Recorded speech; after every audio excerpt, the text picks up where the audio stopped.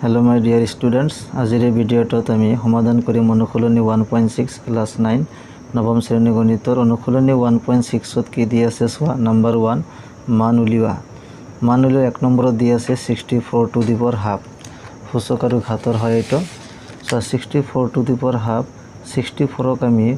8 square লিখিব পাৰো অৰ্থাৎ 8 স্কয়াৰ কৰিলে কিমান আহে 64 তাৰ ওপৰত কিমান আছে 1/2 ওকে এতিয়া 8 2 into 1/2 অর্থাৎ 8 ঘাত কিমান আছে 2 আৰু ইয়াতে 8 স্কয়াৰ পাৱাৰ কিমান দি আছে 1/2 অৰ্থাৎ ঘাতৰ লগত ঘাত কি হয় পূৰণ হয় সেইকাৰণে 2 ৰ লগত 1/2 পূৰণ কৰিলো এতিয়া চোৱা 2 কেনসেল যাব বাকি থাকিব 8 টু দি পাৱাৰ 1 অৰ্থাৎ 8 টু দি পাৱাৰ 1 কিমান হয় 8 হ'ব গতিকে ইয়াৰ আনসাৰটো কিমান হ'ব 8 কোশ্চেন নম্বৰ 2 কি দি আছে 32 two the power 1/5 Question number 2 दिया से 32 to the power 1/5 अर्थात यार मान उलियाब लागे सो 32 to the power 1/5 प्रथमते 32 যদি উৎপাদক বিশ্লেষণ কৰো তেনহলে কি পাও 2 দি ডিভাইড করলে পাও 16 বার এতে 2 কিমান বার যাব 8 বার তে 2 4 বার আর ইয়াতে কি 2 বার তেনহলে 1 2 3 4 5 টা 2 কেইবার আছে 5 বার আছে গতি এটো ঘাত হিসাবত যদি আমি লিখো তাহলে 2 টু দি পাওয়ার 5 লিখিব পারো কারণ 2 টু দি পাওয়ার 5 লিখিলে কিমান হয় 32 হয় তার উপরত কিমান দি আছে 1/5 এটো ঘাত পাওয়ার দি আছে তেসোয়া এই ঘাতৰ লগত ঘাত কি কৰিব লাগিব পূৰণ কৰিব লাগিব 2 টু দি পাওয়াৰ 5 ইনটু 1/5 অৰ্থাৎ 5 আৰু 5 মিলি গল গতিকে এটো কি যাব ক্যান্সেল যাব বাকি থাকিব আমাৰ 2 to the power 1 2 to the power 1 অর্থাৎ কিমান হ'ব आंसरটো 2 হ'ব গতিকে এটা হল আমাৰ आंसर क्वेश्चन नंबर 3 কি দি আছে সোয়া 125 to the power 1/3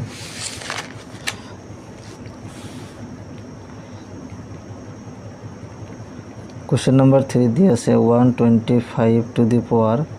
1/3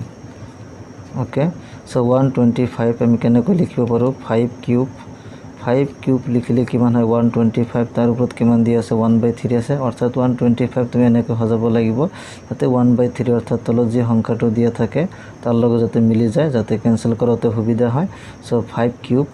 কিউবক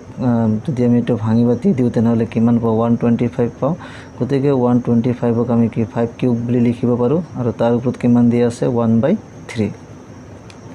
তেসোয়া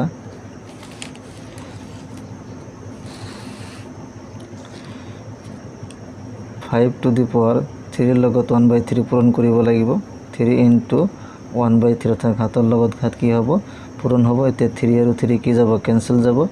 বাকি থাকিব 5 to the power 1 অৰ্থাৎ 5 to the power 1 কিমান হয় 5 গতিকে এটা হল আমাৰ आंसर সো অনুশীলনী 1.6 ৰ 1 2 3 তিনিটা সমাধান কৰি দিয়া হল এতিয়া 2 নম্বৰটো সো কি দি আছে একই পদ্ধতিতে আমি সমাধান কৰিম মান উলিওৱা number 1 9 to the power 3/2 so number 1 দি আছে 9 to the power 3/2 অৰ্থাৎ ইয়াৰ মান উলিয়াব লাগে সো 9ক আমি কেনেকৈ লিখিব পাৰো 3 স্কয়াৰ লিখিব পাৰো 3 স্কয়াৰ লিখিলে কিমান হয় 9 আহে তাৰ উপৰ কিমান দি আছে 3/2 দি আছে তেসোৱা 3 স্কয়াৰ ইনটু 2 লগত 3/2 পূৰণ কৰিব লাগিব 3/2 তো 2 ক্যান্সেল গল সো বাকি থাকিল আমাৰ 3 ৰ কিউব তো 3 কিউব অৰ্থাৎ 3 তিনিবাৰ পূৰণ কৰিব লাগিব 3 into 3 কিমান হল 3 into 3 কিমান হয় 9 9 ৰ লগত 3 পূৰণ কৰিলে কিমান আহিব আমাৰ 27 গতিকে आंसरটো কিমান আহিব আমাৰ 27 ওকে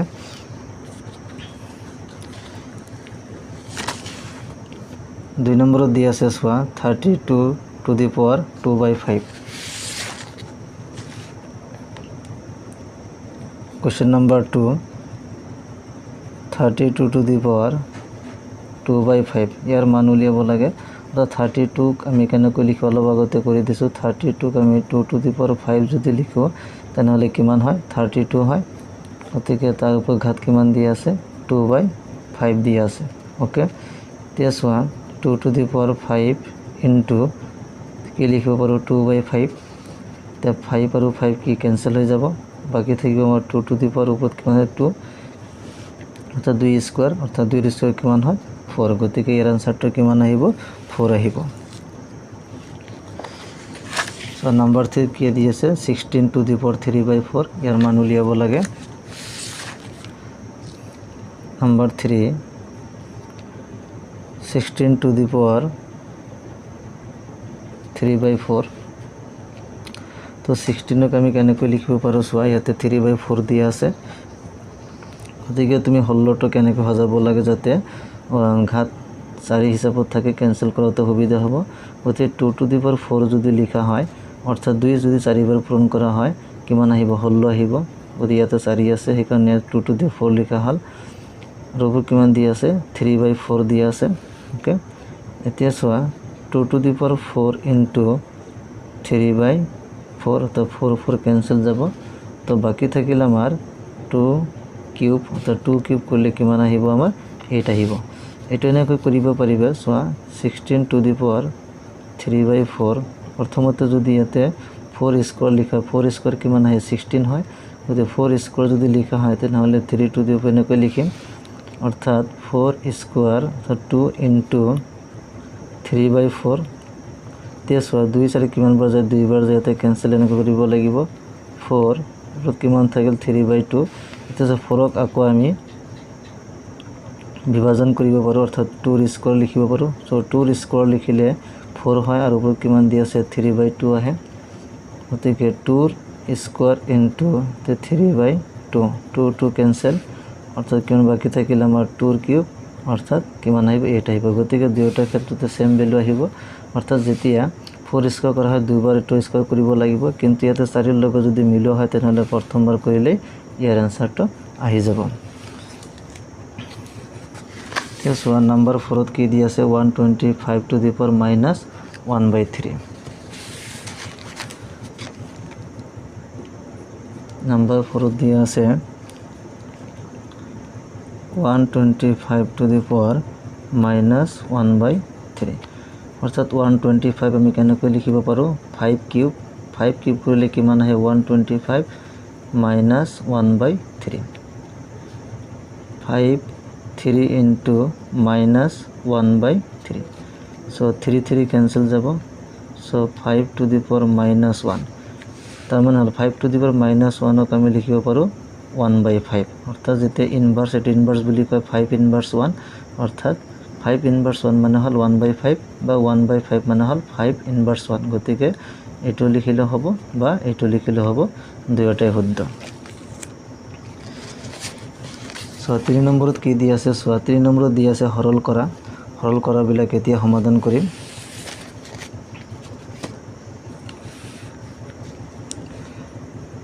কোশ্চেন নম্বৰ 3 সৰল কৰা দি আছে নাম্বার 1 ত 2 to the power 2/3 into 2 to the power 1/5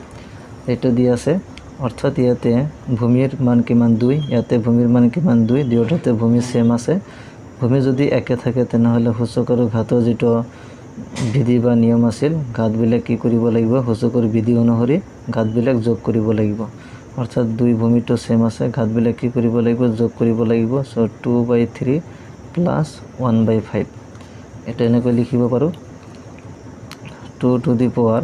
এটা কি কৰিব লাগিব এই ভগ্নাংশটো কি কৰিব লাগিব যোগ কৰিব লাগিব 3 আৰু 5 ৰ এলসিএম অৰ্থাৎ লসাগু কিমান 15 হয় 3 into 5 ইকুয়াল কিমান হয় 15 সো এলসিএম কিমান আহিব 15 তেছে 3 15 ত কিমান বাৰ যায় 5 বাৰ 5 ৰ লগত 2 পূৰণ কৰে কিমান আহিব 10 প্লাস 5 15 ত কিমান বাৰ যায় 3 বাৰ 3 ৰ লগত 1 পূৰণ কৰিলে কিমান আহিব 3 আহিব 10 প্লাস 3 আহি গল ইকুয়াল টু তলত 15 10 প্লাস 3 কিমান আহিব 13 অর্থাৎ 2 টু দি পাওয়ার 13/15 গতিকে এটা হ'ব আমাৰ ইয়াৰ আনসাৰ Question number 2 চোৱা 1/3 কিউব টু দি পাওয়ার কিমান দিয়া আছে 7 দিয়া আছে সো নাম্বার 2 দিয়া আছে 1/3 কিউব টু দি পাওয়ার 7 এনেকৈ দিয়া আছে সো 1/3 কিউব টু দি পাওয়ার 7 ইয়াক আমি লিখিব পাৰো so 1/3 cube two the power 7 অৰ্থাৎ 1/3 কিউব আমি এনেকৈ লিখিব পাৰোঁ। সো 3 টু দি পাৱাৰ -3 লিখিব পাৰোঁ, কাৰণ যেহেতু 1 দি আছে ইনভাৰ্স হিচাপত যদি লিখা হয় তেনেহ'লে কি হ'ব, ওপৰত গ'লে কি হ'ব, মাইনাছ হ'ব। সো 3 টু দি পাৱাৰ -3 এনেকৈ লিখিব পাৰোঁ। আৰু ওপৰত কিমান দিয়া আছে, 7 দিয়া আছে। ওকে, এতিয়া ঘাতৰ লগত ঘাত কি কৰিব লাগিব, পূৰণ কৰিব লাগিব। 3 -3 ইনটু 7, 3 টু দি পাৱাৰ -3 লগত 7 পূৰণ কৰিলে কিমান আহিব, 21। গতিকে 3 টু দি পাৱাৰ -21 হ'ব ইয়াৰ answer. Question number 3, question number 3 কি দি আছে, 11 to the power half divide by 11 to the power 4, 1/4। So number 3, 11 to the power 1/2 divide by 11 to the power 1/4। So এইটো কি ডিভাইড হৰণ আকাৰত দিয়া আছে, অৰ্থাৎ এইটো ভূমি কিমান 11, ইয়াতে ভূমি কিমান 11। যদি ভূমি দুটা সেম থাকে, একে থাকে, তেনেহ'লে হৰণৰ ক্ষেত্ৰত কি কৰিব লাগে, ঘাতবিলাক কি কৰিব লাগে, বিয়োগ কৰিব লাগে। তেনেহ'লে ভূমিটো লিখিম 11 আৰু ওপৰত কিমান লিখিব লাগিব, 1/2 মাইনাছ 1/4, অৰ্থাৎ এই ঘাতবিলাক কি কৰিব লাগিব, মাইনাছ কৰিব লাগিব। তো মাইনাছ কৰিলে পাওঁ 11, ওপৰত 2 আৰু 4 এলচিএম লোৱা, 2 আৰু 4 লসাগু ল'ব লাগিব। গতিকে 2 ৰ লগত 2 পূৰণ কৰা কিমান আহিব, 4। গতিকে ইয়াৰ এলচিএমটো কিমান হ'ব, 4। 2 4 কিমান বাৰ যাব, 2 বাৰ। 2 ৰ লগত ওপৰত 1 পূৰণ কৰা কিমান আহিব, 2 মাইনাছ 4 4 কিমান বাৰ যায়, 1 বাৰ। 1 ৰ লগত ওপৰত কিমান আছে, 1 আছে, পূৰণ কৰা কিমান আহিব, 1। গতিকে 2 - 1 divide by 4 equal 11 to the power 4। 2 ৰ পৰা 1 বাদ দিলে কিমান থাকিব, ইয়াতে 1 থাকিব। So 11 to the power 1/4। গতিকে এইটো আহিব আমাৰ এনসাৰ, 11 টু দি পাৱাৰ 1/4। তাৰপিছততো চোৱা লাষ্টতটো কি দি আছে, 7 two the power 1/2 dot into 8 two the power 1/2। এইটো সমাধান কৰিব লাগে। সো নম্বৰ 4 দি আছে 7 টু দি পাৱাৰ 1/2 ডট মানে ইনটু বুজাইছে পূৰণ 8 টু দি পাৱাৰ 1/2। এতিয়া চোৱা ভূমি ইয়াতে কিমান দি আছে, 7, ইয়াতে ভূমি কিমান দি আছে, 8, অৰ্থাৎ দুয়োটা কি বেলেগ বেলেগ হয়। সেইকাৰণে কি কৰিব লাগিব, ইয়াতে দুটা বেলেগকৈ পূৰণ কৰিব লাগিব, অৰ্থাৎ 7 ইনটু 8 এনেকৈ পূৰণ হিচাপত লিখিব লাগিব। আৰু যেহেতু ঘাত দুটা সেম আছে, গতিকে এইটো একবাৰ লিখিব লাগিব। অৰ্থাৎ ভূমি দুটা যদি বেলেগ বেলেগ থাকে, ঘাত দুটা যদি একে হয়, তেনেহ'লে ভূমিবিলাক পূৰণ কৰিব লাগে আৰু ঘাতবোৰ কি কৰিব লাগে, এটা হিচাপত ৰাখিব লাগে। এইটো হৈ গ'ল। এতিয়া 7 ইনটু 8 কিমান আহিব, 56। তো 56 টু দি পাৱাৰ 1/2। গতিকে এইটো আহিব আমাৰ এনসাৰ, 56 টু দি পাৱাৰ 1/2।